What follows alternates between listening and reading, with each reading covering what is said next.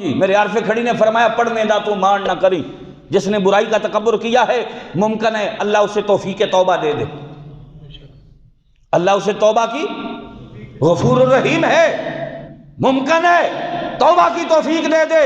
قارون سے بڑا ظالم کون ہوگا؟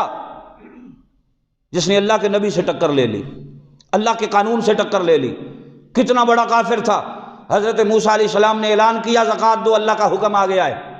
کہتا ہے کتنی زکوٰۃ دیں؟ فرمایا اللہ رب العالمین کی طرف سے حکم ہے 40% زکوٰۃ بنتی ہے تمہاری،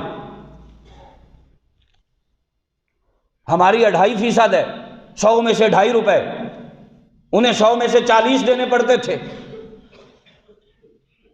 100 میں سے ہم 2.5% نہیں دے سکتے، ان کے لیے 40% دینی آسان تھی۔ کہنے لگا یہ تو ڈھیر سارا مال بن جائے گا، بڑی محنت سے کمایا ہے، سارا دے دیں گے ایسے ہی۔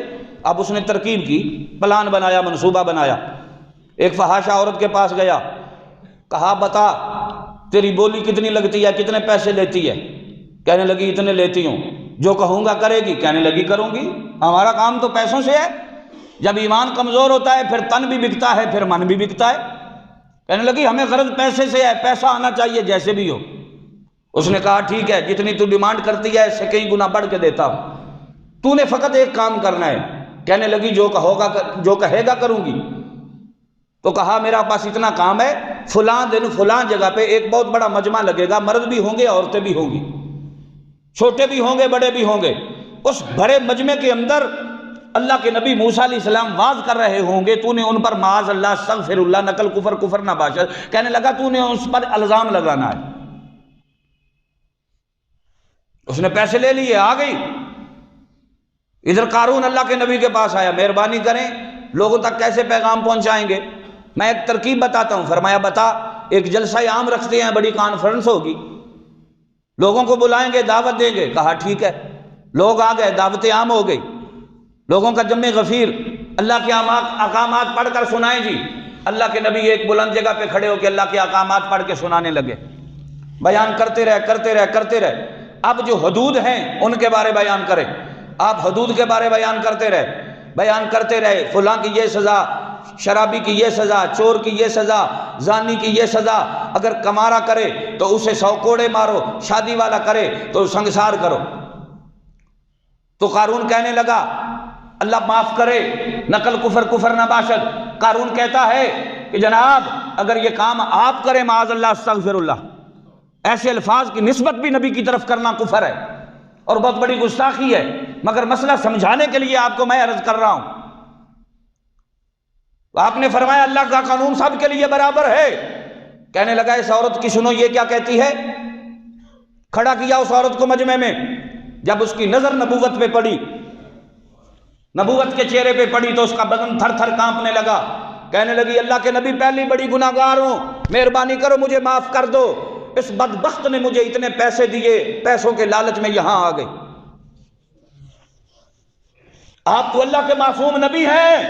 جب بھرے مجمع میں قارون کی رسوائی ہوئی، موسیٰ علیہ السلام کی پاک دامنی کی گواہی ہوئی، آپ کو جلال آیا، رب کی بارگاہ میں سر جھکا لیا۔ یا اللہ تیری سرزمین پر یہ بھی وقت دیکھنا تھا کہ تیرے نبی پر ان غنڈوں اور بدماشوں نے الزام لگانا تھا،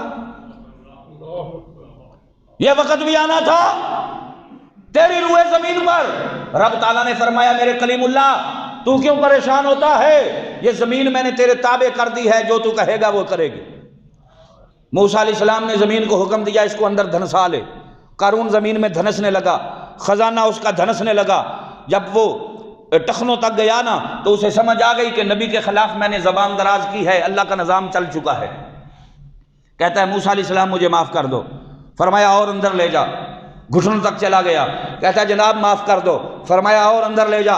رانوں تک گیا، کہتا ہے جناب معاف کر دو۔ فرمایا اور اندر لے جا۔ کمر تک چلا گیا، کہتا ہے جناب معاف کر دو۔ فرمایا اور اندر لے جا۔ پیٹ تک گیا، پھر سینے تک گیا، پھر گردن تک گیا۔